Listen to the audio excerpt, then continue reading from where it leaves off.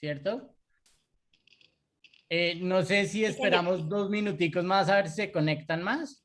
Vale, si quieres podemos seguir revisando, haciendo preguntas específicas de lo que han Dale. venido trabajando nuestros jammers. Entonces, les damos la Listo. palabra. Creo que todos tienen ya Denme activado audio.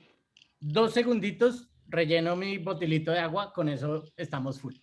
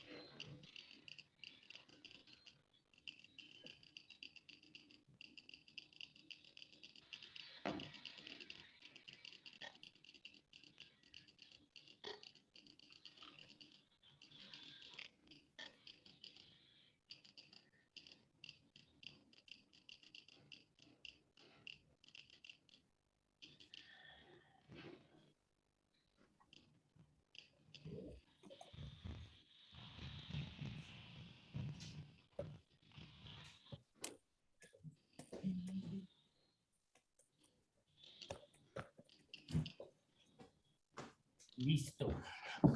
Aquí estamos.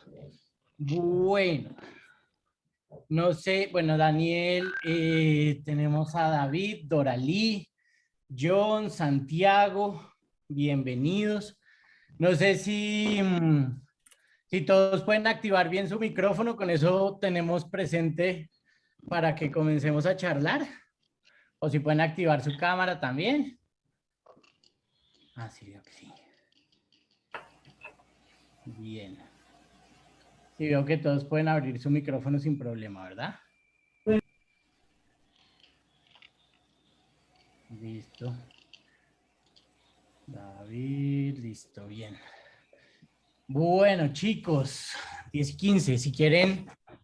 Entonces, mientras van llegando los demás jammers, estábamos hablando precisamente, Marta me estaba comentando sobre ella comenzó a escribir ese guión. No sé si tienen preguntitas antes de dudas que tengan ahí mientras van llegando sus compañeros, podemos ir charlando un rato. Yo tengo una pregunta con respecto a la entrega final. Mucho gusto, soy John. Bueno, lo que pasa es que tenía la pregunta de que en los aspectos pues de calificación se van a calificar, los criterios son el criterio gráfico, la jugabilidad, la música, duración y lo social. Sin embargo, pues yo estaba pensando y me parece, o sea, lo que van a calificar es el ejecutable, es decir, va a haber, o sea, el ejecutable per se, o va a haber también, no sé, un documento eh, que hable todo la entrega y en este documento como que si se pueda ahondar un poquito más los conceptos. Es decir, es que no sé si, digamos, en 3, 4 días que dure el evento, pues se pueda realizar un ejecutable pues perfecto ya para entregar. A lo mucho será una beta, un alfa. Pero digamos, si hay un documento como que respalde los conceptos, personajes, algunas ilustraciones, pues no sé, sería como mejor, pero no sé si eso quepa dentro de los criterios de calificación de esta. Sí, John, lo que vamos a tener como entregable va a ser el ejecutable, ¿sí? Como tú lo decías, no una versión completa, pero lo que se va a revisar es el ejecutable. Ustedes tendrán la oportunidad de argumentar todos estos elementos que nos decías en el ejercicio de pitch. El ejercicio de pitch lo vamos a hacer el sábado a las 3 de la tarde.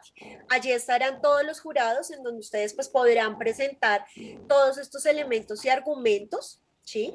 Pero lo que realmente vamos a entregar, o sea, el entregable, sería el ejecutable, ¿sí? Ese lo subimos a las entre 2 y 2 y media de la tarde a un Drive. Ya les enviaré el enlace el sábado. Y en el ejercicio de pitch será donde ustedes podrán argumentar ese documentito que claramente ustedes organizan toda su guía, su planeación. Ese lo podrán argumentar en el pitch. Vale, listo. Gracias. Muchas gracias por la pregunta. Santiago estaba preguntando en el chat que le gustaría presentar la narrativa si no es problema. Sí, yo quería hacerte, Dama, yo quería hacerte una pregunta. Los 6 jammers que están en este momento conectados son de los diferentes grupos, digamos, tenemos representante de cada grupo o todavía faltan de pronto integrantes de algún equipo como para tener presente, bueno, por lo menos tenemos uno de cada equipo para arrancar. Déjame ya reviso o ustedes nos pueden ir confirmando acá. John está por el equipo 2, Daniel está del equipo 3, Santiago está del equipo 4.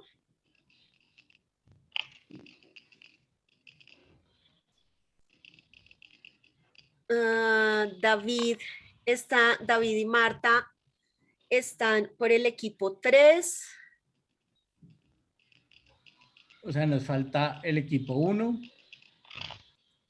Y del equipo 5, que andaban por allá haciendo consultas técnicas. Los vi esta mañana. Ok. Bueno, si quieres entonces, Santiago, si quieres, veamos lo tuyo, porque sí me gustaría que para iniciar la charla estuviera por lo menos un integrante de cada equipo, pues para que no queden como vacíos. Yo sé que además, pues yo sé que está siendo grabada, pero a veces no es lo mismo grabado que en el en vivo para la pregunta de una. Entonces, si quieres, mientras van llegando por lo menos un representante de cada equipo, pues miremos entonces el tuyo, Santiago, cuéntame.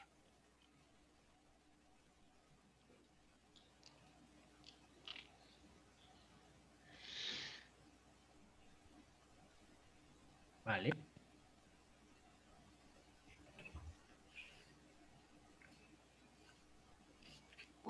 ¿Te sale que el anfitrión no te da? Ok.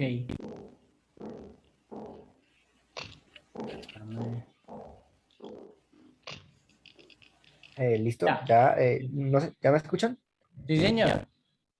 Ok, buenos días. El concepto que nosotros estamos tratando de manejar, tratando de enfocarle es una perspectiva en la cual tenemos inicialmente una pareja que sin embargo están muy acostumbradas a ese hecho de, ok, el hombre cumple sus labores, la mujer las suyas y vivían perfectamente sin ningún problema. Ujú. Pero hay un problema, por un accidente, uno de los dos fallece.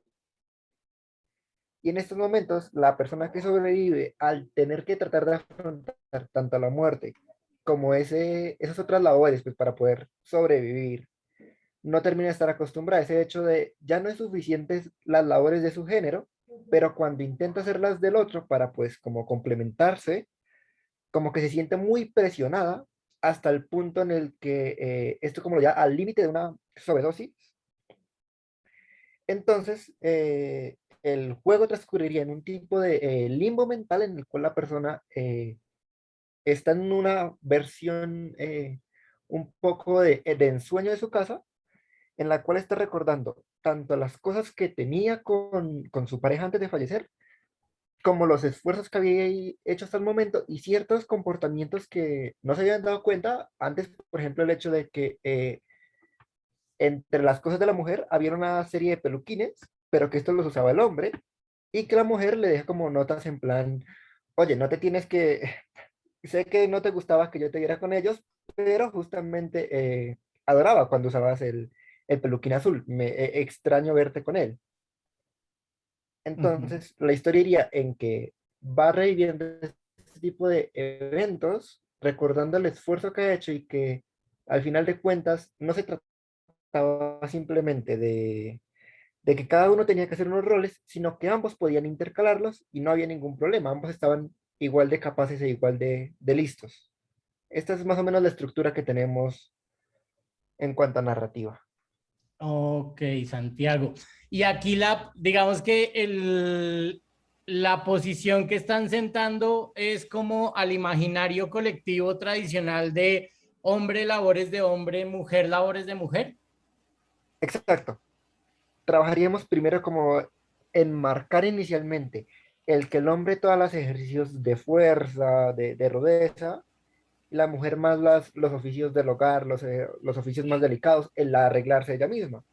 Iríamos Ujú. jugando con ese hecho de que poco a poco van viendo ese hecho de el hombre también puede arreglarse si a él le gusta, la mujer también podía hacer las cosas del hogar si no había nadie más, o sea, que no se en plan de solo el hombre puede hacerlo, sino ella también puede encontrar una forma, no es un ejercicio solo de hombres, pero que en el caso tal de que la mujer hubiera sobrevivido, no se siente, no se siente recibida bien por el resto del mundo, es algo que le toca hacer a escondidas porque la gente no es capaz de a la mujer haciendo eso.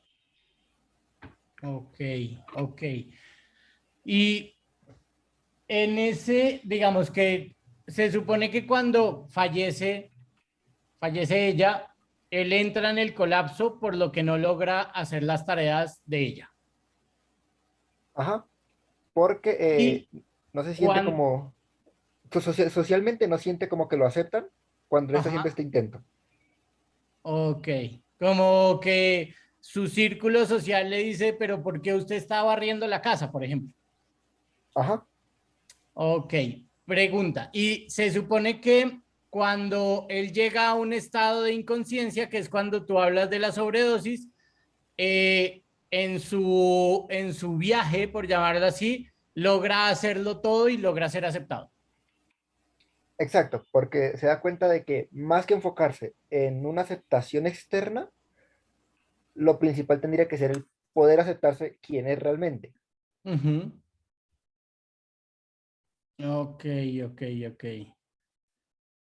Bien, bien. ¿Cómo estarían pensando? Bueno, ese termina siendo como el juego, como que yo me pongo en el papel de uno de los personajes y vivo toda la historia, que es como lo están pensando, ¿cierto? Ajá, Mm, ¿cómo, cómo darle un giro que era lo mismo que le estaba diciendo yo a Marta? Porque siento, digamos, en lo que vi de Marta y en lo que veo de ustedes, siento que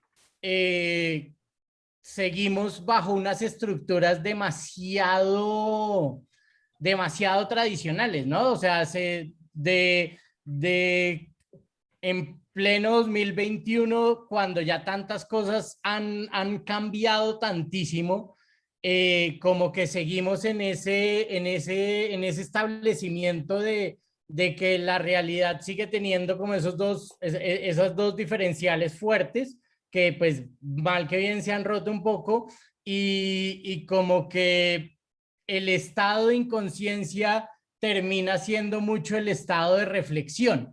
Entonces, ahí sería como, ¿y qué pasa si es al contrario? O sea, piénsalo, no es para que lo cambien de la manera en que yo les digo, ni más faltaba, sino cuando uno está en ese proceso creativo, siempre es importante como dar la vuelta para saber si la primera idea es la que realmente me puede llegar a funcionar o de pronto en ese dar la vuelta o en ese recorrido que yo estoy haciendo, miro algunas variables que pueden ayudar a que la historia como la construyo de pronto tenga otros giros dramáticos más importantes o más reflexivos, o definitivamente hago todo el recorrido, evalúo y digo, no, definitivamente por este lado es que vamos y vamos con toda, ¿sí? Entonces, en ese orden de ideas, ¿qué pasaría, Santiago, si tenemos el rol de hombre, rol de mujer, pero el hombre de esta relación es el que asume todos esos imaginarios femeninos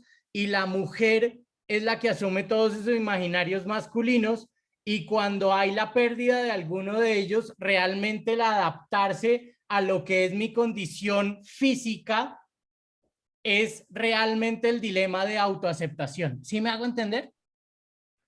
un poco me perdí al final, o sea, hacer el concepto inverso de que el hombre y la mujer por defecto, o sea, por base, tienen los roles intercambiados a nivel social. O sea que sí está entendiendo bien. De Ajá. inicio, los roles son inversos. El hombre tiene esos trabajos que más imaginan en la mujer los del hombre, y al fallecer es donde empieza a asumir los que socialmente tendrían que ser los propios, ¿sí?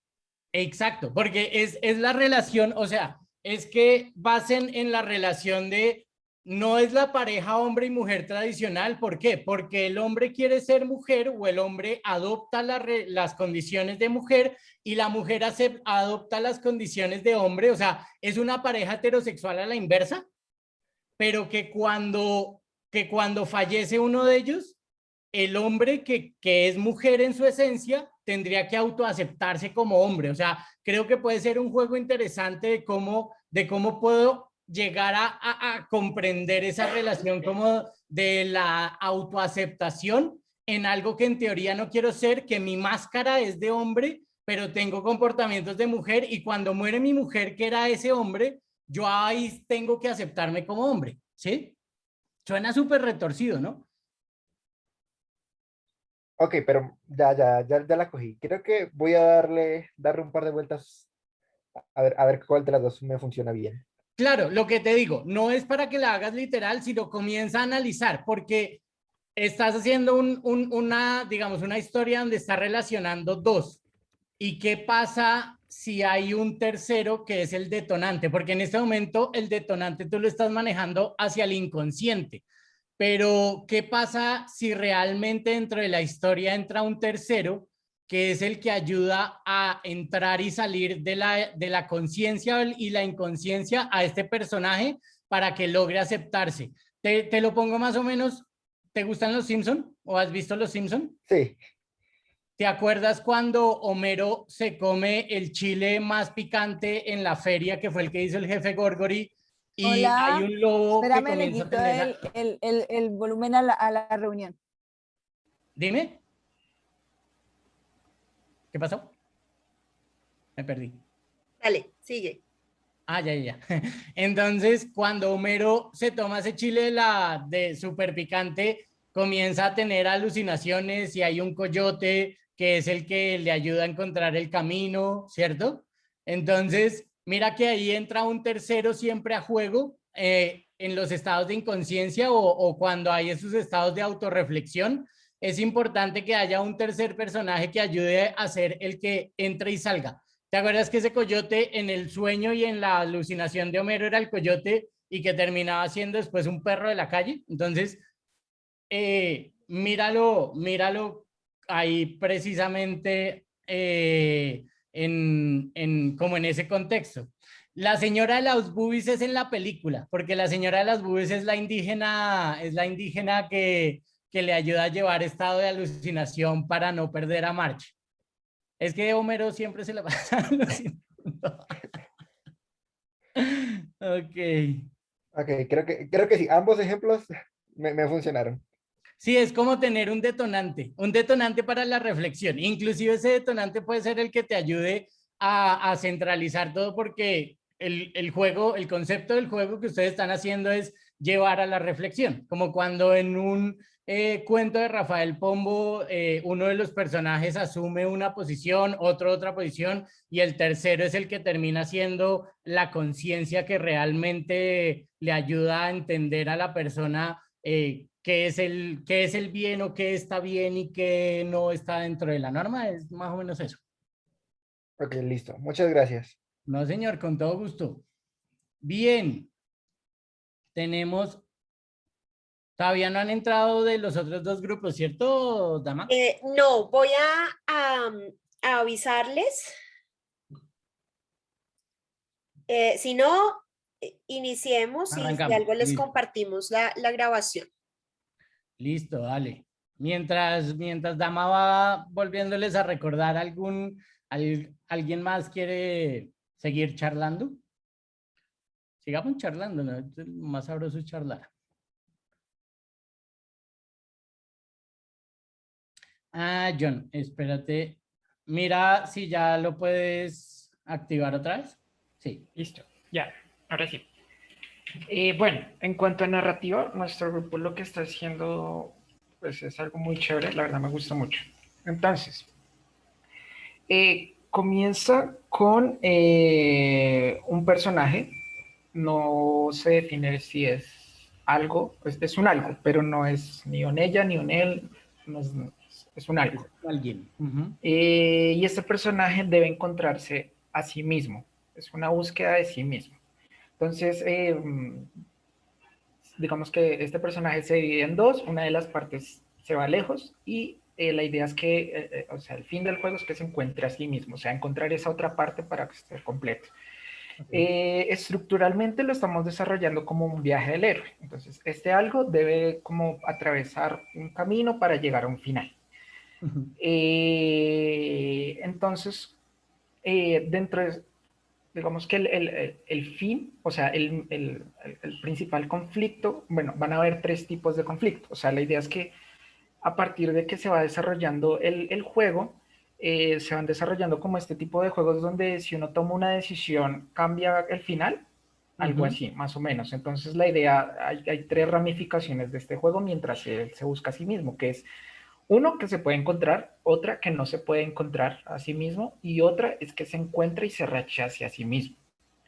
Ok. Y el final, o sea, el punto final ya del juego es que él pueda después, o sea, en los juegos por lo general siempre está esta opción de creación de personaje Ujú. donde uno desarrolla el personaje que uno quiere, por ejemplo Skyrim o por ejemplo Fallout, donde uno tiene un personaje al principio del juego y uno decide si es mujer, si es hombre, si es grande, si es musculoso, si es flaco o lo que sea. La idea es que cuando este personaje haya atravesado todos los obstáculos de encontrarse o no encontrarse o encontrarse y rechazarse a sí mismo, tenga la opción de creación de personaje. Es decir, la creación de personaje va a ser el fin último del juego. Ok. Eh, Porque el fin último del juego es que haya atravesado toda una serie como de obstáculos para entenderse que la meta es crear su identidad. Ujú. Y ese va a ser como el fin del juego, o sea, la meta principal. Dentro del gameplay, estamos pensando en que haya dos espacios físicos, o sea, desarrollados en Unity, que va a ser el mundo real y la psique. En el mundo real van a habitar personajes que van a interactuar con el personaje principal a través de diálogos y estos personajes van a detonar los conflictos pequeños que van a desarrollar las tres ramas principales. Y también hay otro submundo que es la psique. En este también van a ver los mismos personajes, pero van a hacer una representación de estos personajes a través pues, de formas. Entonces en el mundo real se van a desarrollar diálogos y en la psique van a ver un entorno de gameplays, de puzzles, de desarrollo que va desarrollando como rompecabezas. Ujú. Y entonces la idea es que a través de los diálogos se genere este tipo de conflictos, de relaciones, haya una evolución de un personaje. El mundo real del personaje va a ser habitado en un entorno de adolescencia, o sea, es decir, va a ser en un colegio donde va a tener tensiones y acercamientos a diferentes personajes. Eh, porque, digamos, lo que estamos hablando con mis compañeros, y es que, digamos, por ejemplo, en Harry Potter, el acercamiento que tiene Harry Potter a sus amigos es la introducción a cómo él ve el mundo adulto de la magia. Y entonces a través de todos estos conflictos de adolescencia, pues es como una representación de cómo se vive el mundo real, que son las primeras experiencias del amor, del odio, de peleas, de lo que sea. Ese sería como como todo el conflicto general. Ahora, digamos lo que estamos pensando es que también va a ser un juego, o sea, donde van a haber diálogos, pero estos diálogos, o sea, van a haber diálogos sin texto. ¿Por qué?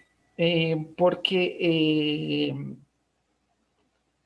cuando uno decide, cuando uno pone en un texto el personaje principal, o digamos, o si le pongo un nombre de mujer al personaje principal, de una vez lo estoy la estoy como dando a entender que es una mujer o que es un hombre, y la idea del juego es que ese sea el fin, o sea, que la creación de la identidad sea el punto final, el punto culmen del juego.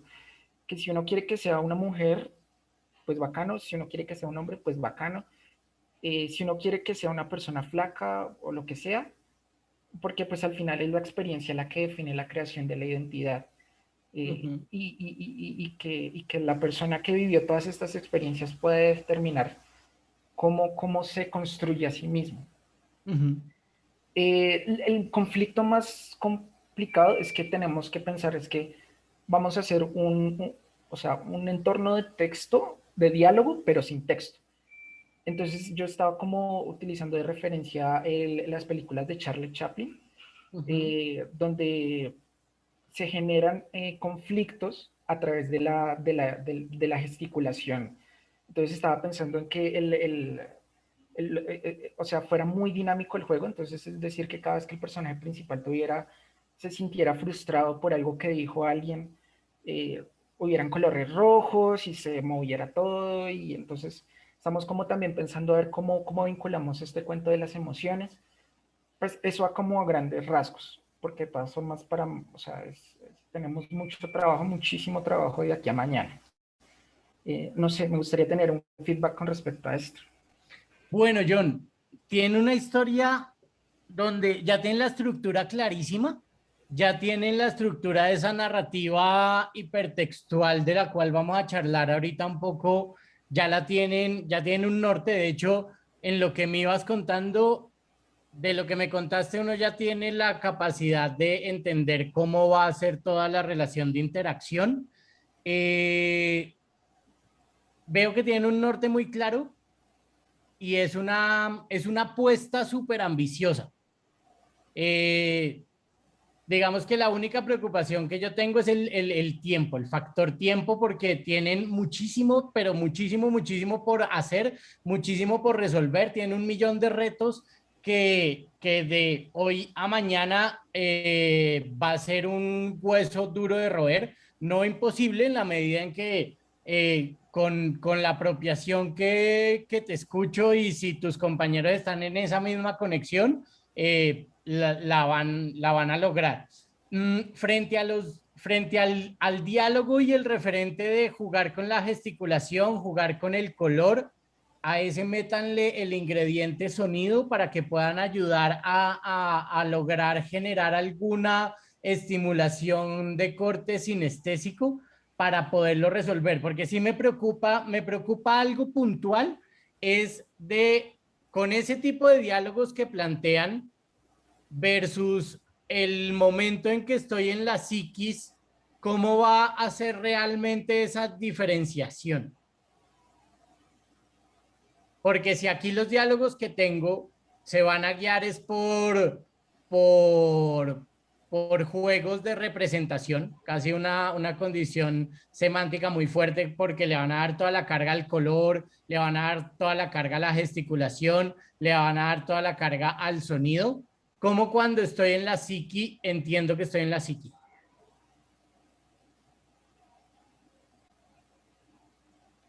¿Cómo así? O sea,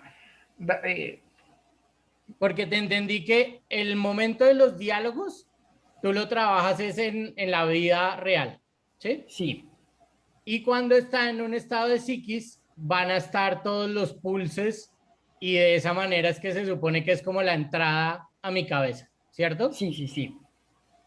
Pues Entonces, dime. espacialmente se van a generar, o sea, dos espacios, o sea, inmediatamente el personaje se traslada a otro espacio, es como si fuera otro nivel, otro espacio literalmente hablando. Entonces, Ok, entras a digamos esa... que yo estoy aquí y cuando entro a mi psiquis todo es negro y aparece un puzzle. Sí, exacto, exacto, Ok, exacto. ok, ok. Y me imagino que van a haber transiciones en como de entender entrada y salida. Sí, sí, Jugar sí, con el sí, negro, jugar con el blanco. sí, sí, sí, tal cual. Ok, bueno. Eso es bien porque eso era lo que me preocupaba, porque como aquí van a tener, no van a tener textos, no van a tener, o sea, los diálogos ustedes los quieren armar es a partir de estimulaciones de formas, colores, sonidos y gestos. Eh, el momento de la representación en el cerebro tiene que ser totalmente contrastante, por decirlo así, para que realmente haya un entrar y salir de la psiquis. Sí, listo, listo. ¿Listo? Y para que lo sigas fundamentando un poco más, bueno, cuando hablabas tú del hecho de no tener el nombre, me parece algo interesante, pero me parece algo complicado en la medida de, bien, poner el nombre puede generar como, si me llamo Carlos, entonces pues ya baila porque ya fui por un género, ¿cierto? Pero, ¿y qué tal si buscan esos nombres que son unisex? Para por lo menos tener el juego de que hay el reconocimiento de la persona a través de un nombre, pero que puede ser niño, puede ser niña, puede ser niño, niña, puede ser lo que se le dé la gana, pero hay como esa neutralidad de ese nombre para que por lo menos puedan, digamos, llevar a unos pequeños diálogos o a unos pequeños textos, porque el momento de llegar a la reflexión para el usuario sí debería tener algún componente de que entre esos diálogos por lo menos haya una pequeña conversación. Lo digo es, mira las mismas películas de Chaplin, a pesar de que Chaplin era el mago de la gesticulación, siempre necesitó por lo menos tener unos diálogos o unos textos muy cortos para que la historia no fuera muy etérea y para que se comprendiera el sentido de lo que quería llevar la historia, ¿sí? Ok, ok, ok, ok. Entonces, me parece validísimo y me parece un reto enorme porque ahí tienen que comenzar y ahí les aconsejo que aprovechen, mejor dicho, le saquen el jugo literalmente esta tarde a Joana porque desde la neurociencia, la relación del color, el estímulo sonoro y la gestualidad creo que les va a ayudar muchísimo, ¿cierto, dama? ¿Tú me corriges si digo algo psicológicamente no apropiado? No, de acuerdo, de acuerdo. Eso funciona e impacta y creo que tener esa posibilidad de los anclajes desde cómo se juega desde la psicología con la persuasión, con transmitir un mensaje sin que necesariamente sea completamente explícito y más en esta narrativa que nos compartía John, en esta idea del mundo real y el mundo psíquico, creo que es bien importante tenerlo en cuenta, eso es muy cierto. Sí, ahí pueden esta tarde que tienen el meet and greet con Joana y que es su expertise, hacerle con toda. Pero la verdad, yo los felicito porque tienen una estructura muy bien, tienen una estructura muy bien hilada y están jugando precisamente con los tres tipos de finales. Me parece un cabezazo muy bueno el finalizar en que no sea la típica reflexión Rafael Pombo, por llamarlo de alguna manera. No es peyorativo porque me encanta Rafael Pombo, sino es el hecho de la reflexión tradicional que te lleva a la narrativa de si te das cuenta que eso es malo, si te das cuenta que eso es bueno, sino que ustedes llevan a te aceptas, no te aceptas o te rechazas, no te hallas, te aceptas o te rechazas y en cualquiera de los tres estados hay un reinicio que es, bueno, ahora créate, eso me parece espectacular. Además que va mucho al concepto mismo del campus que es el reboot, ¿no? El concepto que se está tratando en este momento desde el Campus Party, que es el reboot The World, termina siendo eso. Si yo me acepto igual, ¿cómo me reinicio? Para no solo aceptarme a mí, sino aceptar a los demás. Si yo me rechazo, ¿cómo me reinicio para realmente no rechazarme a mí, sino a los demás? Y si no me hallo, ¿cómo también me reinicio para poder rehacerme o renacer? Entonces eso me parece bien interesante. Por eso les digo que el juego de ustedes está mega ambicioso. Pero háganle. O sea, peor diligencia es la que no se hace. Vale, muchas gracias. Vale, John.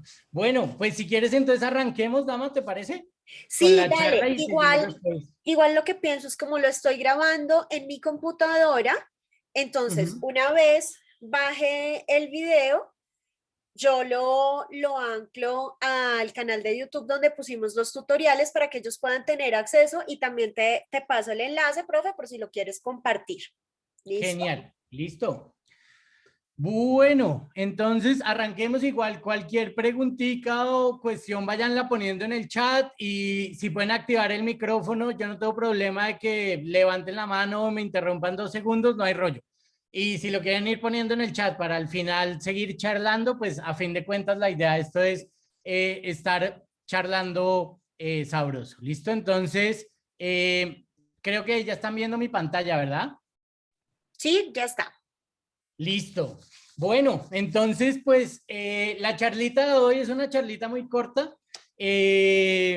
Vamos a hablar un poquito de, frente a lo que llega a ser un concepto denominado las narrativas hipertextuales. Entonces, lo he titulado de una manera muy tradicional. En vez de érase una vez, es érase un clic. Y pues la idea es hablar sobre contar historias interactivas. ¿Listo? Entonces, pues arranquemos por acá. Bien. Perdónenme un segundito que esto me mamó gallo. Listo, vamos por aquí.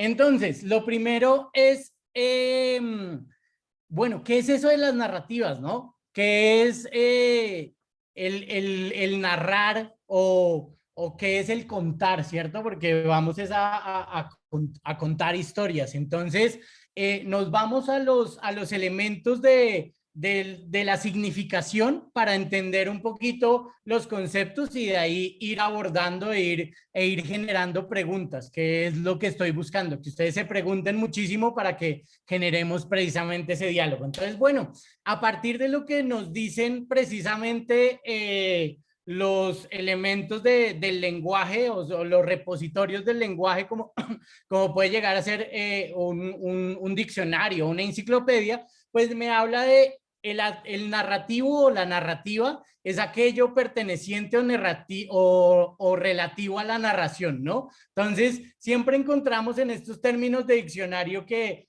lo que significa es el significado, pero con 2 o 3 palabras más, como perteneciente o relativo a la narración.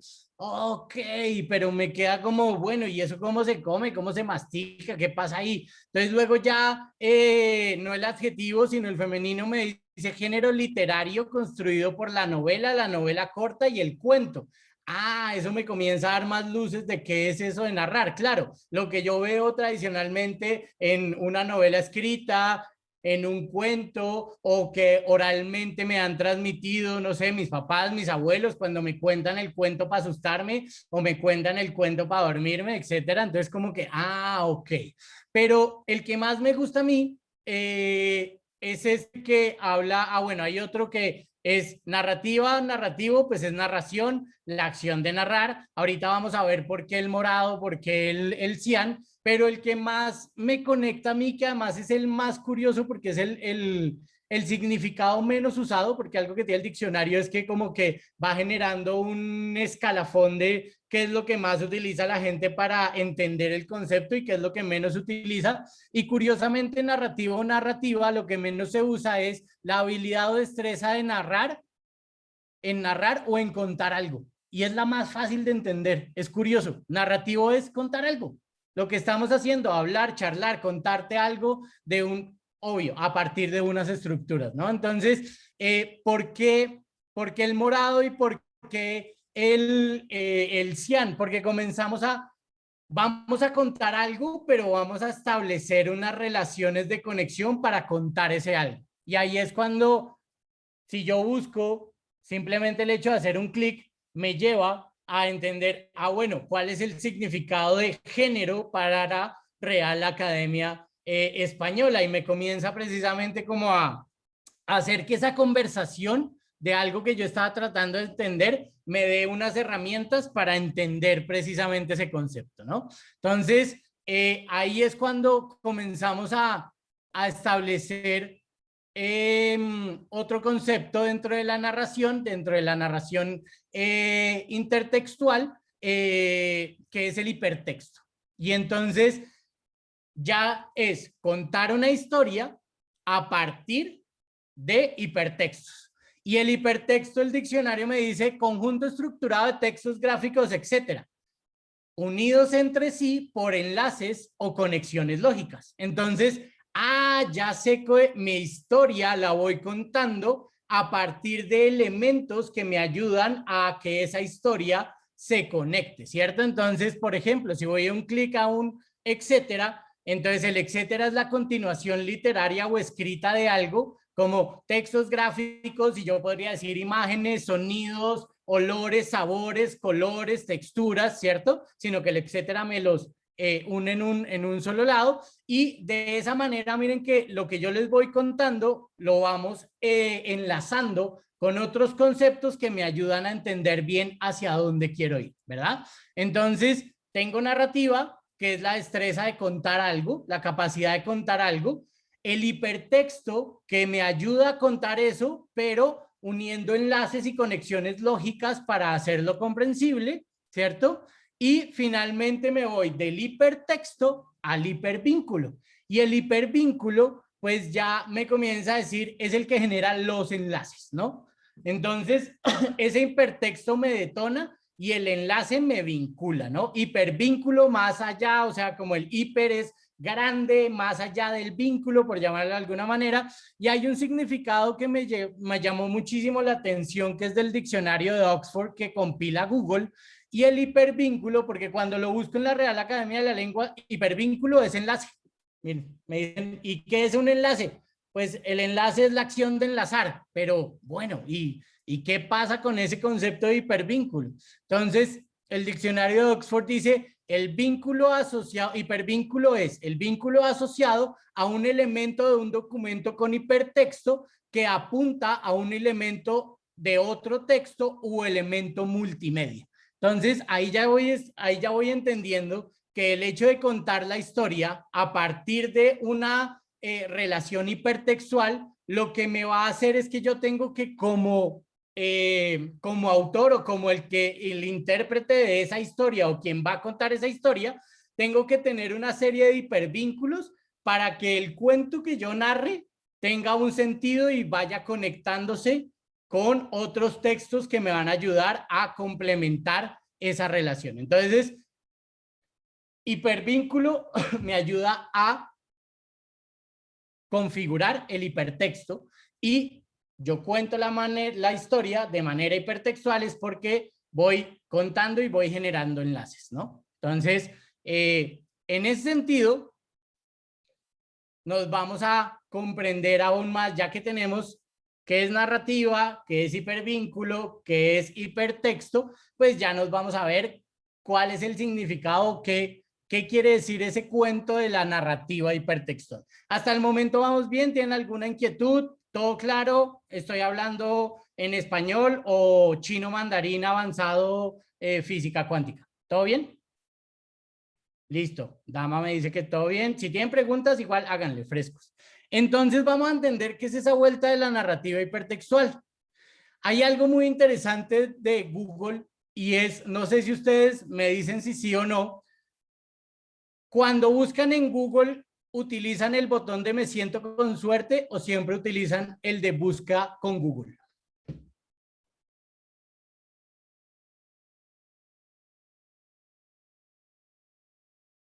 Si quieren, escríbanmelo en el chat. Espérate que no veo el chat. Aquí ya veo el chat. El de busca, busca normal, busca normal. ¿Alguna vez se preguntaron por qué diablos Google sigue manteniendo ese botón de me siento con suerte?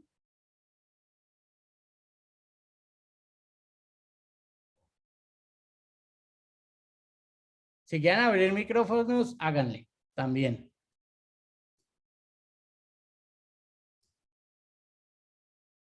¿Nunca se han hecho esa pregunta existencial? La red no los ha puesto tan existencialistas de por qué Google hace las cosas como las hace. Entonces, bien, hay una particularidad, y antes de irme a la narrativa hipertextual, Google tiene algo muy interesante con este botón de me siento con suerte. Cuando busco con Google, Google coge el algoritmo y me bota los resultados de inmediato y hay una jerarquía se supone que los resultados que están al inicio son los resultados puntuales, o sea, como los que más la gente visita, las páginas que están más rankeadas, bueno, además de lo de Google Ads, pero digamos que las páginas mejor rankeadas son las que más confianza dan porque en teoría es donde la información está mejor compilada. Pero cuando se usa el botón de me siento con suerte es cuando soy una persona súper segura y confío ciegamente en Google. Entonces, miren, antes de pasar ahí, quiero hacer precisamente el ejercicio. Vamos a meternos a Google, www.google.com, ¿cierto? Ah, miren, además hoy tiene tema de videojuegos. El dios de los videojuegos nos está mandando mensajes, ¿no? Entonces, narrativa hipertextual, ¿cierto?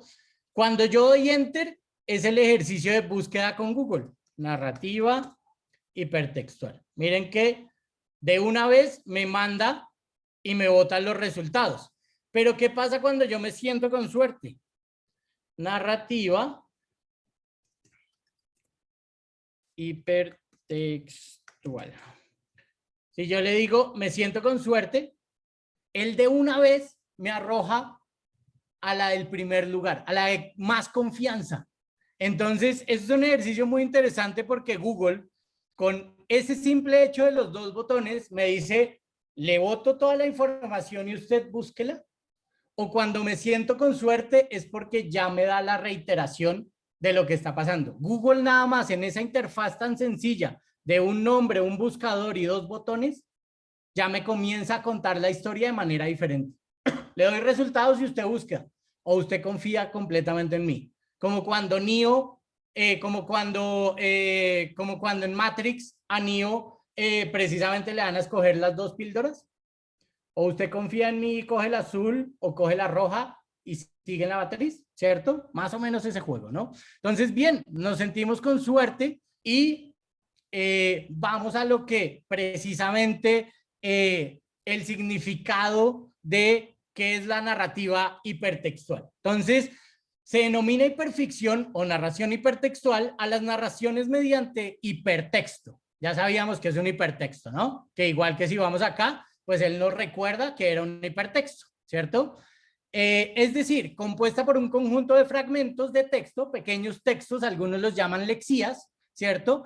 Que relacionados entre sí por enlaces, se caracterizan por no tener un único camino establecido por el autor, sino que deja al lector la capacidad de elegir su camino entre varios posibles. Entonces, miren que la narrativa hipertextual, la narrativa hipertextual es aquella en donde la historia se cuenta, pero no se cuenta de manera lineal. No hay un solo nudo, no hay un solo desenlace, no hay solo un inicio. Pueden haber muchos inicios, pueden haber muchos nudos, pueden haber muchos desenlaces. Pueden haber muchos inicios, puede haber un solo nudo, pueden haber múltiples desenlaces. Puede haber un solo inicio, pueden haber muchos nudos, puede haber un solo desenlace. Puede haber muchos inicios, puede haber dos nudos y puede haber tres desenlaces. O puede haber un inicio, un nudo y múltiples desenlaces, como la historia de John, ¿cierto? Entonces, en ese sentido, la narrativa hipertextual rompe totalmente la narrativa lineal a la cual estábamos acostumbrados. Pablito clavó un clavito y se pegó en su dedito. Pablito iba a clavar dos clavitos, cogió tres martillos, le pegó a tres clavitos y se fue al espacio, pero después retornó en la Tierra y quizá quería ir hacia otro lugar. Lo puedo abrir, puedo romper el espacio-tiempo totalmente, ¿no? Entonces la narrativa hipertextual va a eso. Nos dice, en ocasiones no tiene ni siquiera un principio establecido. No siempre se tiene que ir la estructura clásica del cuento de un inicio, ¿no? Puede empezar de diferentes formas. Digamos que en el juego el inicio podría ser me desperté, pero si yo reinicio el juego me puedo encontrar en otra situación o puedo establecer otra conexión. No es un solo inicio, pueden haber múltiples, ¿cierto? Casi nunca tiene un final porque a veces se deja muy abierto. Y las versiones más extremas le permiten al lector modificar la obra. O sea, casi que el lector termina siendo el constructor de su propia historia. Pero eso ya son versiones mucho más extremas, mucho más grandes, ¿cierto? O en ocasiones le ayuda al autor porque el autor le pide ayuda y le dice, ayúdeme a construir lo que está pasando en la historia, ¿cierto? Y ese ayúdeme, ¿cómo lo hace? A partir de hipervínculos, a partir de enlaces y a partir de cómo va escribiendo la historia, ¿cierto? Entonces, la narrativa hipertextual es la que permite elegir el camino entre varios posibles. Y vamos a ver ejemplos puntuales que vienen desde la literatura hasta algo un poco más contemporáneo, ¿no? Entonces, desde la literatura, porque uno dice, bueno, ese cuento de las narrativas hipertextuales, ese debe ser un invento del diablo después del Y2K del año 2000, donde se iba a acabar el mundo, no se acabó y todo cambió. Y ese cuento de las narrativas hipertextuales debe ser una vaina del siglo XXI con los robots voladores. No, las narrativas hipertextuales vienen desde que se cuentan las historias. Es la manera en cómo también puedo contar historias no lineales. Entonces, encontramos a nivel de la literatura por allá en el año 63, claro, estamos siglo XX, y un señor que me encanta, Julio Cortázar, escribió Rayuela. Pero bueno, si estamos hablando de videojuegos, ¿por qué este man se pone a hablar de literatura? Porque a nivel de literatura, Rayuela termina siendo un videojuego. Un videojuego, ¿por qué? Porque Rayuela está construido a partir de una narrativa hipertextual. Entonces, este señor Cortázar, un visionario en el año 63, generó un cuento no lineal, pero que también podía ser lineal. ¿Cómo así? Eso no es, defínase, ¿no? No tenía por qué definirse, era precisamente el juego, ¿no? Entonces, cuando comenzamos a indagar un poco en cómo leer Rayuela, el mismo autor hace una advertencia en el primer capítulo y le dice, usted puede elegir dos maneras de leer. Rayuela puede tener más de dos maneras de leer, pero Cortázar sea sincera, el autor dice, usted quiere aventarse a esto, tiene dos formas. Puede leerlo de manera lineal, como usted está acostumbrado, como le enseñaron en el colegio, ¿cierto? Y solamente lo va a poder leer de manera lineal o léase de manera lineal del capítulo 1 al 56, en cuyo caso apenas se va a conocer una historia. Pero si usted es expedicionario y usted asume el rol que le toca asumir en este juego que se llama Rayuela, va a tener un tablero de dirección que el autor le propone y que inicia en el capítulo 73. De entrada, miren que ya no estoy iniciando en el capítulo 1, sino que le dice, váyase al 73. Y cuando uno comienza a leer el capítulo 73, hay hipervínculos, ¿cierto? Hay enlaces en donde el mismo autor le dice, ahora vaya a la página tal. Y luego vaya a tal lugar. Y luego haga esto. Comienza a jugar, el autor juega con uno y uno juega en la historia porque uno lo puede construir de múltiples formas. Entonces, a pesar de que la estructura visible está dividida en tres partes, porque está del lado de allá, del lado de acá y de otros lados, ya simplemente por esa bifurcación de tres, ya sé que esto se vuelve un enredo bravísimo. Cortázar propone entrar a jugar y saltar de un cuadro a otro, como en un juego de Rayuela. No sé si ustedes han jugado Rayuela, seguramente Marta sí, que es el mismo avioncito que uno dibujaba en el piso, le ponía números y con una piedrita uno iba saltando de un lado a otro. Golosa, la famosísima Golosa, ¿cierto, dama? Entonces, en ese sentido, ahí hay una narrativa hipertextual dada desde el concepto. Nada más el hecho de que se llame Rayuela ya le está diciendo al usuario, usted va a venir a jugar, a crear su propia historia. Usted mismo va a coger esta novela que tiene en X número de capítulos y puede ir saltando de un lado a otro. Yo le doy consejos, pero usted puede hacerlo de la manera que usted quiera. Ya se abre, ¿cierto? Espérenme un segundo que aquí estoy viendo una pregunta de Santiago, una pregunta no tanto enfocada en el desarrollo de videojuegos, sino más de la creación literaria. ¿Qué tan recomendable es para un autor novato experimentar con una narrativa hipertextual? Querido Santiago, tan válido como para el experto crear una narrativa hipertextual. Las narrativas no necesitan esa experticia, sino necesitan es una gallardía para dar el salto. Como cuando tú en un proceso creativo estás bloqueado y utilizas un cadáver exquisito para desbloquearte. El cadáver exquisito, no sé, si quieren váyanlo buscando, chévere que vayan buscando las cosas en la red mientras voy hablando. El cadáver exquisito, perdónenme 2 segundos que me están escribiendo una cosita. Denme dos segunditos, un momento.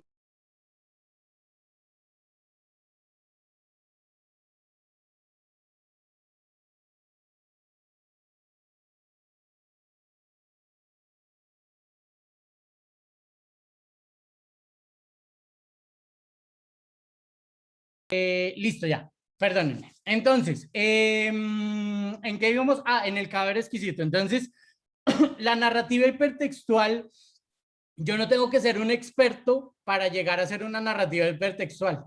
Si a mí me gusta contar historias y sé la estructura básica lineal del cuento, inicio, nudo y desenlace, puedo arriesgarme a generar historias, a generar narrativas hipertextuales.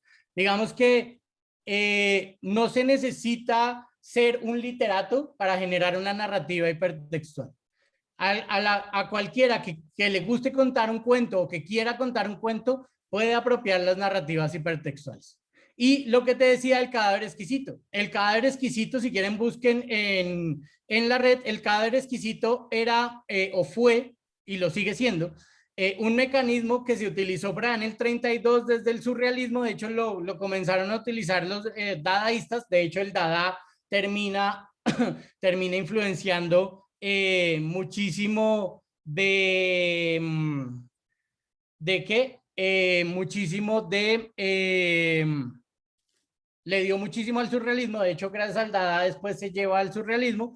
Entonces este cadáver exquisito era comenzar a escribir de manera aleatoria, si lo centramos de una manera muy sencilla, pero prácticamente el cadáver exquisito era que, por ejemplo, Damaris escribía la primera línea de algo que se le ocurría porque era apelar a construcciones no articuladas, sino a lo que el cerebro me iba botando de inmediato, a la inmediatez y a la aleatoriedad. Entonces Damaris, por ejemplo, comenzaba escribiendo una primera línea y ocultaba esa primera línea y me dejaba una última palabra. Entonces Damaris comenzaba escribiendo y dejaba la palabra frío. Y yo a partir de la palabra frío iba escribiendo lo que se me ocurriera, ocultaba y dejaba otra palabra, una sola palabra libre y se la pasaba, por ejemplo, a Marta. Y de esa manera, Marta y así Santiago íbamos escribiendo y cuando desplegábamos ese papel, había algo que se estaba contando. Uno a veces dice, uy, pero eso va a salir un sancocho. Cuando puedan, hagan esos ejercicios. Si ustedes inclusive entre ustedes mismos hacen ese cadáver exquisito, se van a dar cuenta que ahí hay cosas narrativas interesantes. A veces estamos conectados en cosas porque puede que Damaris en este momento esté feliz de amor, yo esté feliz de amor, Santiago feliz de amor, Marta feliz de amor y terminamos haciendo una historia de amor, por ejemplo. ¿Sí? Con líneas también, de hecho en ilustración se utiliza también bastantes ejercicios, es muy chévere. Y mira que no es el hecho de tener una experticia para poder, digamos que, contar esa historia. Entonces, no sé, Santiago, si saqué clara tu pregunta. Bien, continuamos. Entonces, bueno, les contaba de Rayuela. Perfecto. Les contaba de Rayuela. Entonces, narrativa hipertextual creada desde el año 63. En el 79, a nivel de Inglaterra, y en el 80, que llega al castellano y llega a Latinoamérica, se creó esta serie de libros que se llaman Elige tu propia aventura o Elige tu propia historia, Elige tu propia aventura. Estos fueron unos libros, una colección grandísima, hay más de 40, 50 ediciones, en donde eran libros creados para jóvenes de hiperficción explorativa. Y uno dice, hiperficción explorativa, ¿y eso qué será? Entonces dice, es uno de los tipos de narrativa hipertextual, es decir, son textos narrativos construidos en forma de hipertexto. Entonces, esa hiperficción explorativa no era más que el hecho de una línea de las narrativas hipertextuales, que es precisamente guiar. En este no era tan amplio como Rayuela, sino que en este capítulo a capítulo sí te van diciendo tome decisiones. O sea, aquí tú tomas decisiones. A ti, tú como usuario, no tomas las decisiones tan abiertas como Rayuela, sino que tomas las decisiones es que no te decía salte a la página tal o salte entre páginas como se le dé la gana, sino que te iba contando la historia y te ponía un momento en donde tomabas decisiones. Entonces, Pablito va a clavar Pablito va a clavar un palito. ¿Qué herramienta va a usar Pablito? Y te ponía martillo, mano y ladrillo. Y dependiendo del que tú escogieras, la historia se iba construyendo. Entonces, la mano. Ok. Pablito utiliza su mano para clavar el clavito. Pablito se hiere la mano y le toca ir al hospital. ¿Quieres ir al hospital o quieres ir al veterinario? Y por medio de preguntas iba construyendo la historia, ¿cierto? Entonces, esa elige tu propia historia termina siendo una narrativa hipertextual no tan abierta como la de Rayuela, sino que por medio de preguntas en situaciones específicas me iba diciendo, me iba haciendo tomar decisiones como si yo mismo estuviera construyendo mi historia, porque era yo el que tomaba las decisiones si lo hacía con esta opción A o con esta opción B o con esta opción C, y si lo hacía con esa opción habían unas consecuencias, y esas consecuencias llevaban a construir la historia. ¿Bien? Luego pasamos al cine, y en el cine varios directores han comenzado a tomar estas estructuras de las narrativas hipertextuales para romper los esquemas. Entonces, por allá en el año 81, John Waters generó un recurso que llamó el odorama. Y este recurso fue muy bacano, y en ese momento como que causó bastante controversia y demás, porque John Waters, además que John Waters tiene una particularidad, y es que John Waters es un director, es un drag queen, y todas sus historias están en torno precisamente a la condición de diversidad de género, y que digamos que en los años 80 fue muy satanizada, y este fue un man que pues digamos que se aventó y dijo me vale 5 lo que piensa la sociedad, y eso es lo que yo quiero hacer en mi vida y lo que quiero ser, y entonces hágale. Entonces John Waters, todas las películas de John Waters involucran drag queens, todas, absolutamente todas, porque era esa manía y esa cuestión de es mi mundo y es la manera en que yo veo el mundo, y el que lo quiera bien viera y el que no lo quiera bien también. Entonces en esta película que se llamó Poliéster, que su protagonista era Divine, que es este drag queen que fue famosísimo, y Tap Hunter, que es este señor, era como una historia musical tipo Broadway, así, pero había algo particular en esta película, y es que cuando tú llegabas al cine y comprabas el boleto, te entregaban este tablerito con números. ¿Y qué pasaba? Cuando iba la historia, tú estabas en el cine, tus palomitas, viendo la historia, había una escena y la escena paraba y te decía, rasque el número 1. Entonces, tú cogías el tablerito, rascabas el número 1 y te generaba un estímulo olfativo.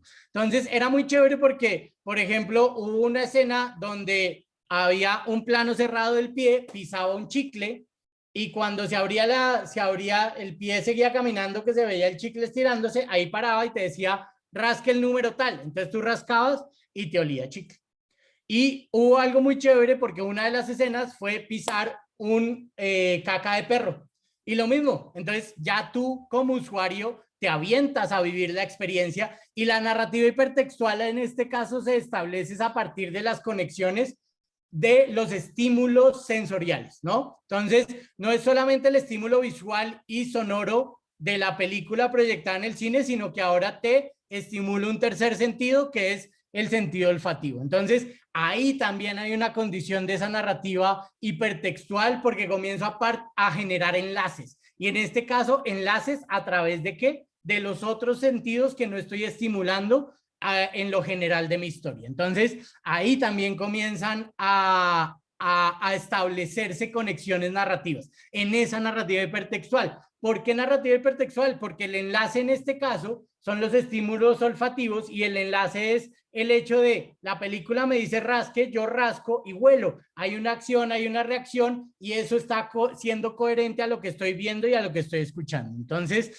en los 80s pasó eso. Después comenzaron a sacarse una especie, se sacaron unas máquinas que cuando iba pasando en el cine alguna escena te mandaban un olor, pero fueron un fracaso porque trabajar la química de esos olores no se lograba bien, generaba incomodidad en el usuario.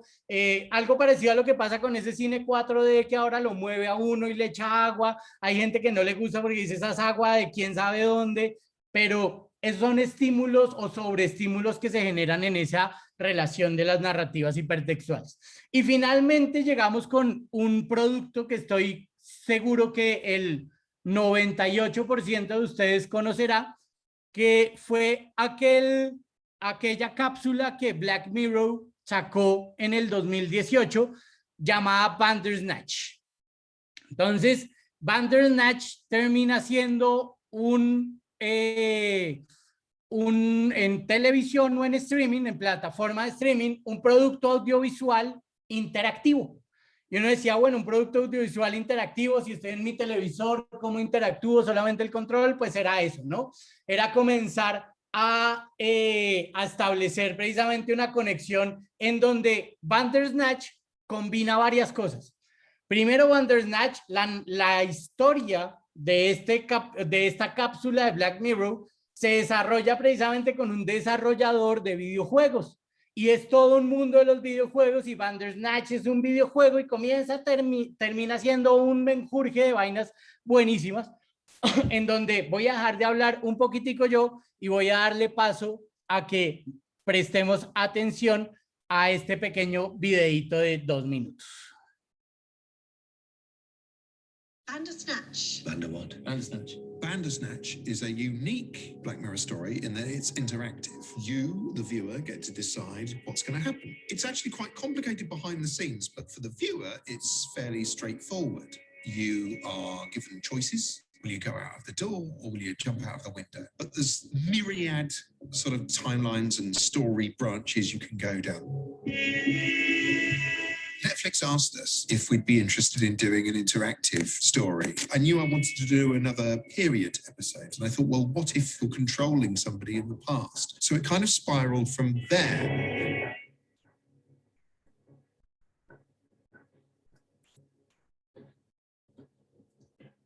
The past is immutable, Stefan. We can't choose differently with hindsight. The story itself focuses on a young guy called Stefan Butler. Stefan, sorry. That's all right, I get it all the time. Stefan is a video game coder, and it's a story about him trying to make his first game and get it published. Tucker's an entrepreneur, he's a bit of a hustler, and he's set up his company, Tuckersoft, and he's got basically a bunch of nerds in, and he's just working them dry, basically. And Colin, yeah?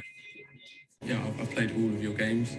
Colin is a gifted games developer. He recognises a certain talent in Stefan. How did you know that?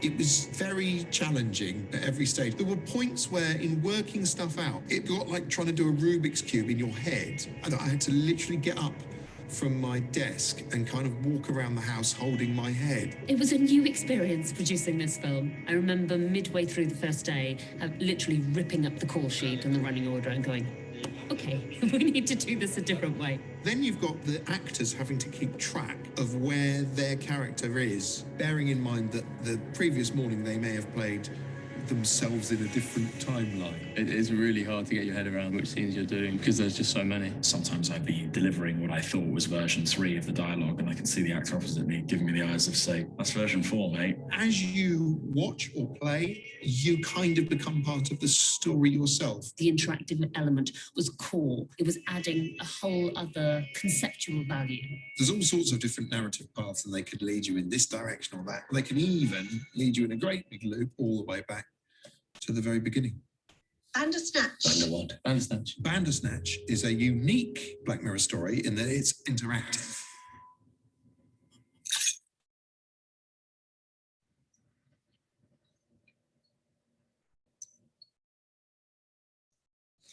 Hay algo muy chévere con Bandersnatch y es que miren que inclusive los elementos promocionales como este teaser tienen el mismo concepto narrativo de la historia. Comienza el juego. Si vieron que inició y terminó exactamente igual, Bandersnatch is a unique story, an interactive story, ¿cierto? Como que todo comienza a tener un sentido en esa narrativa y era el hecho de construir tu propia historia. Eso es Bandersnatch.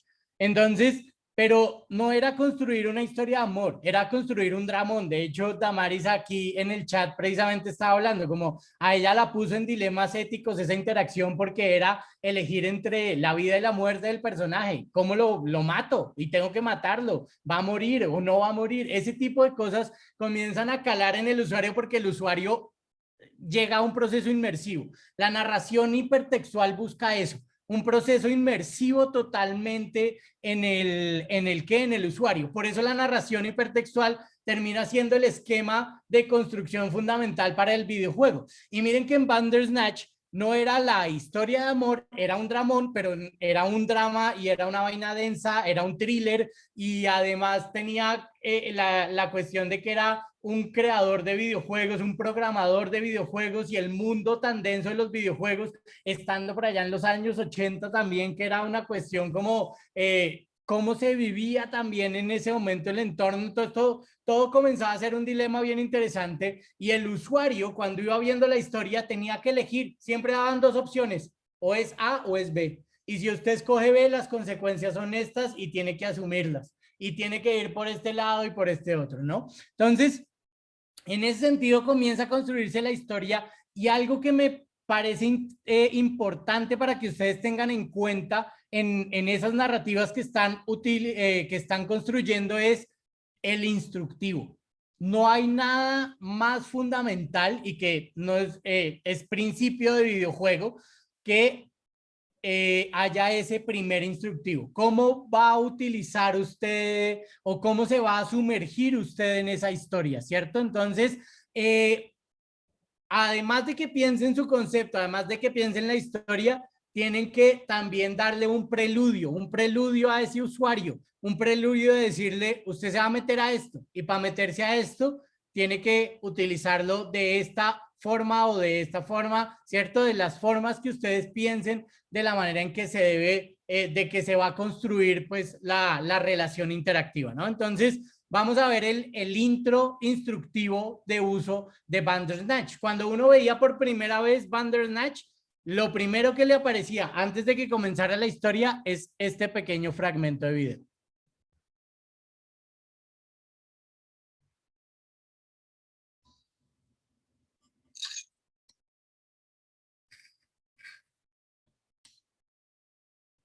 Esta es una película interactiva donde las opciones que escojas alteran la historia.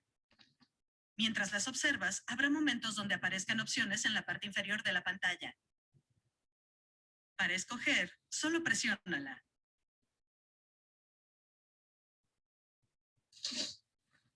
Mantén la tableta o teléfono cerca. ¿Entendiste?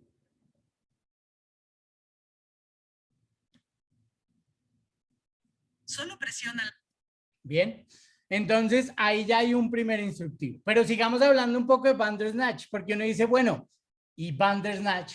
¿Qué será Bandersnatch? Entonces volvemos a nuestros hipervínculos y Bandersnatch era esta criatura, una criatura que creó precisamente este genio Lewis Carroll, el autor de Alicia en el País de las Maravillas, que en el libro de A través del espejo creó este personaje que era como un personaje feroz, como de fauces misteriosas y peligrosas, y que, bueno, pasando ya Lewis Carroll, muchos autores han tomado ese Bandersnatch y ese concepto de Bandersnatch para construir precisamente diferentes relatos. Entonces, en literatura, en cine y televisión, música, cómics, pero me interesa es aquí en juegos. Entonces, uno dice Bandersnatch, digamos que Black Mirror lo cogió, pero no lo cogió porque sí, hay un propósito.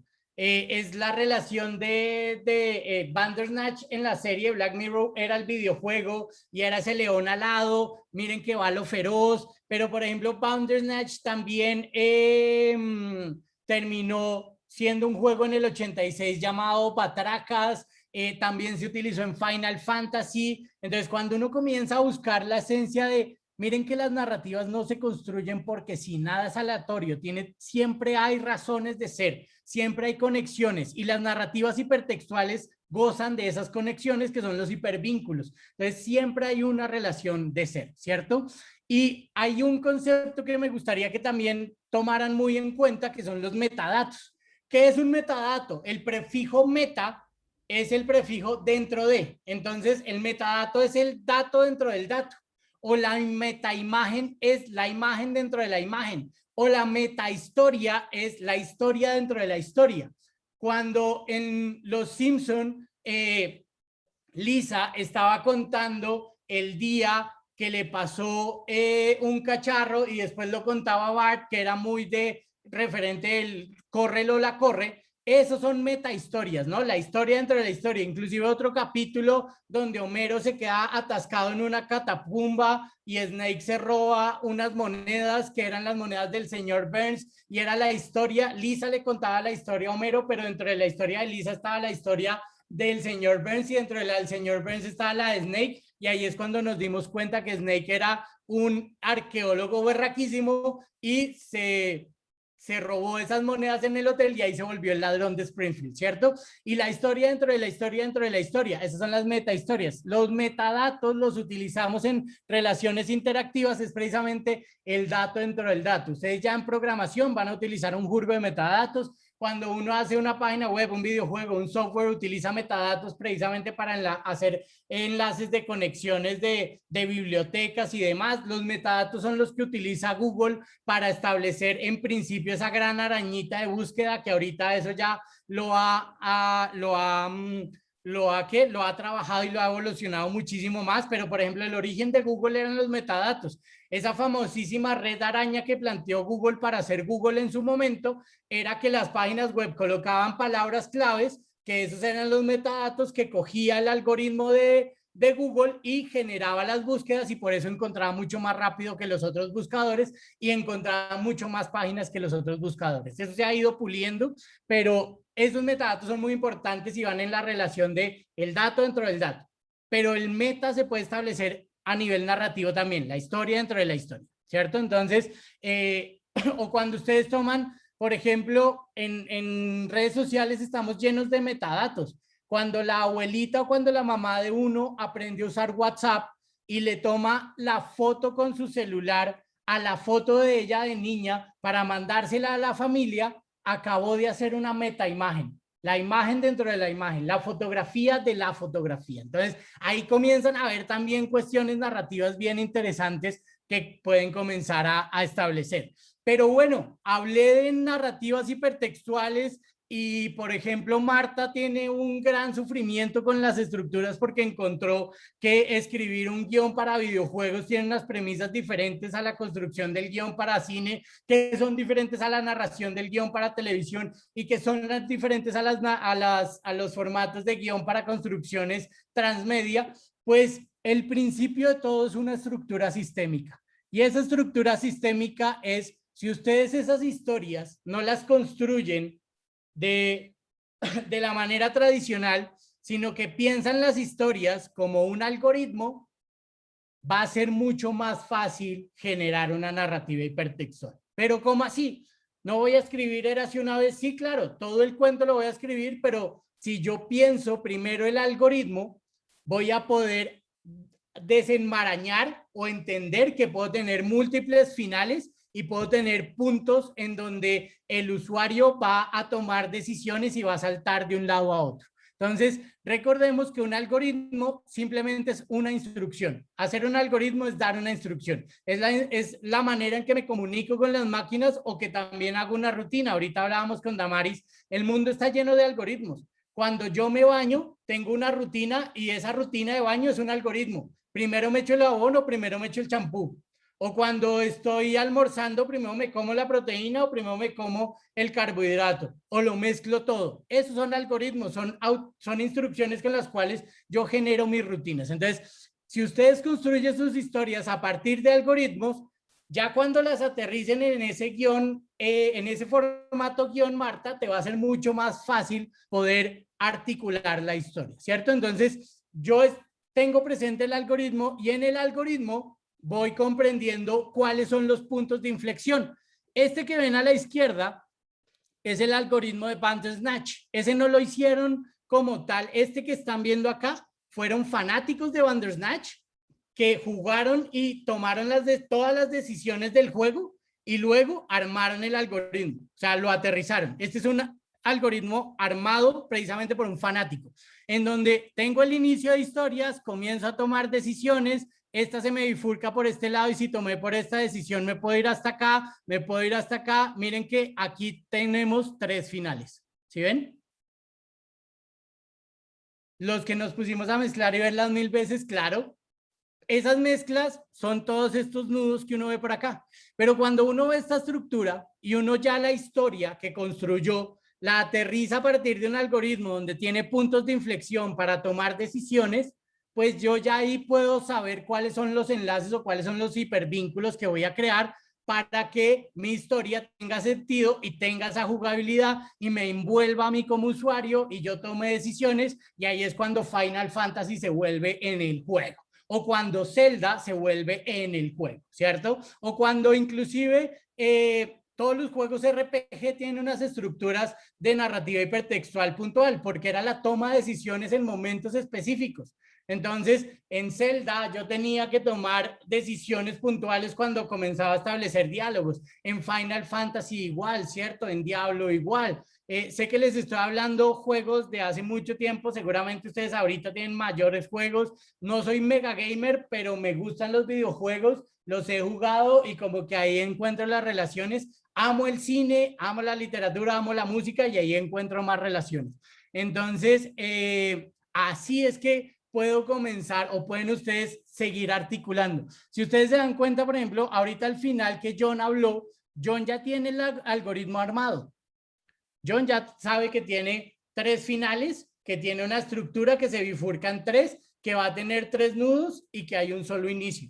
Entonces, ahí es cuando ustedes comienzan a establecer esa relación de esas narrativas hipertextuales. Marta dice, por fin ya entendí la función de esas gráficas que encontré ayer en una investigación. Claro, esos son los famosísimos algoritmos y están manifiestos, la estructura se llaman mapas de flujo. Esos son los mapas de flujo que uno genera cuando está haciendo cualquier software, videojuego, página web. En una página web yo también utilizo algoritmos para programar, por ejemplo, Alexa tiene una serie de algoritmos para entender mi voz, procesarla y hacerme caso, que es lo mismo de Siri. Cuando yo le digo, oye Siri, ponme Massive Attack, pues es el algoritmo que ella comprende mi voz, la captura y bota una respuesta. Entonces, el mundo está lleno de algoritmos, ¿no? Y los videojuegos no son más que un constructo también de algoritmos, ¿no? Santiago dice, en Zelda Majora's Mask con la dinámica de las decisiones en el sistema de 3 días, tal cual. Es que muchos juegos, de hecho, GTA es un gran RPG, ¿no? GTA era una toma de decisiones absoluta y hubo una curiosidad en GTA y es que GTA tenía vainas escondidas que comenzaba a dar vainas alternativas y en GTA 3 creo que uno podía volverse un investigador, era una locura. Entonces, eso se da precisamente a entender que la forma en que cuento la historia no es te cuento el cuento, no es Pablito clavó un clavito, es Pablito puede hacer múltiples opciones y va a terminar de múltiples maneras, pero eres tú el usuario quien decide qué le pasa a Pablito. Entonces, prácticamente es eso. Y finalmente, pues nos escapamos de todo eso y les agradezco, chicas, chicos, por este tiempo.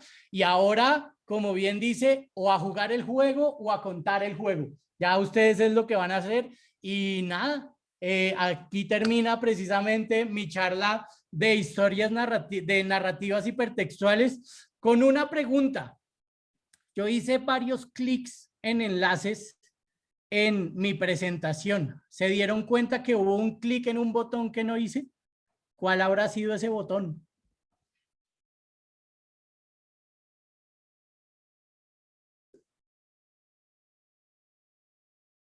Algo falta en esta presentación. Hice clics en todos los botones que habían, pero me faltó hacer clic en un botón. ¿Cuál habrá sido?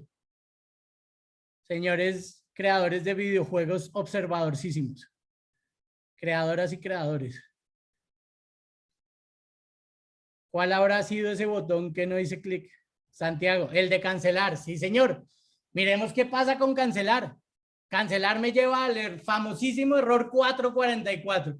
Este es el error que más asusta cuando uno está navegando en la web o cuando uno está desarrollando en la web. El temido 444. Nada funciona, se cayó la página, todo murió, colapsó el sistema, Y2K, acabó el mundo. No. El error 444 es el error más bonito porque es el error del desenlace. Es el error cuando un enlace está caído, te genera un error 444. Así que cuando hay errores 444, nuestra narrativa hipertextual no se puede dar de manera hipertextual, no se puede hacer enlace, no se puede hacer hipervínculo, por lo tanto, no puedo contar la historia. Entonces, chicas, chicos, les agradezco la atención y nada, seguimos aquí en contacto y las preguntas que tengan, aquí estoy para ustedes.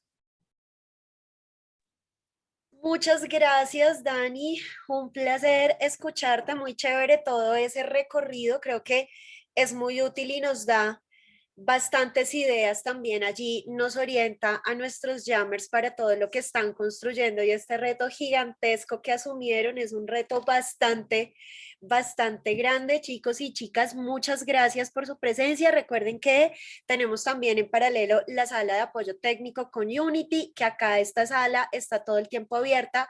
Si tienen inquietudes, las pueden dejar en el chat o a través del correo electrónico y nosotros nos comunicamos con los expertos, los jurados, para pedirles auxilio y que les podamos asesorar, ¿de acuerdo?